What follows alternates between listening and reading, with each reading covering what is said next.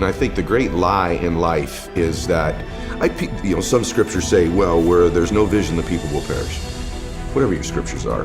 Really, do you have no vision? If you ask the average person, you want to be happy or sad, what's your vision? They'd say, I want to be happy. You want to be rich or poor? Most people say, I'd like to be rich. Do you want to contribute or make no difference in the world? I want to contribute. Do you want beautiful memories or no memories? I want memories. So there's a vision. Our issue is depth perception. We think it's further away than it is. And because we think it's so far away, Jay, we create patterns and behaviors in our life that perpetually keep it there. And that's what we do in our life. But what if that's the great lie of life?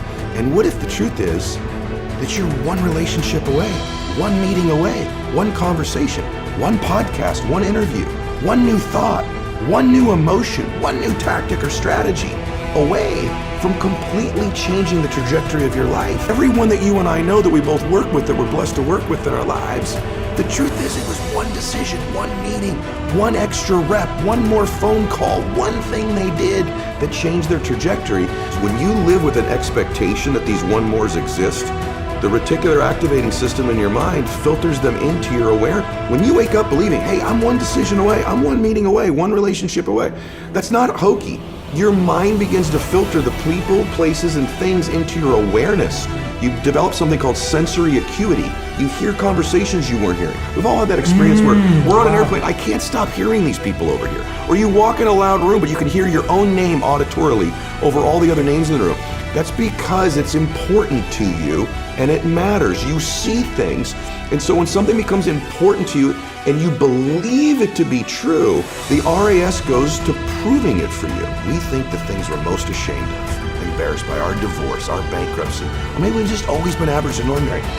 This disqualifies me from being successful and happy. What if that's not true?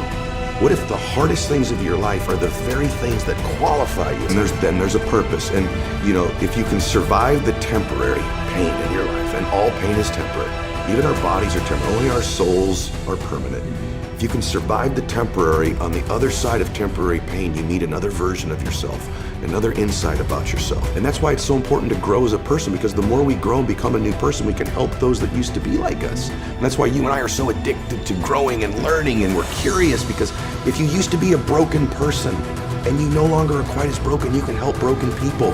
If you used to be broke financially and you no longer are, you can help people. Whatever you do for a living, at one time you didn't know about it and now you do. You can help those who need to know about it. And so you're immensely qualified if you understand the power of doing one more. You have to separate from outcome in the moment that you're executing and just be present and exist.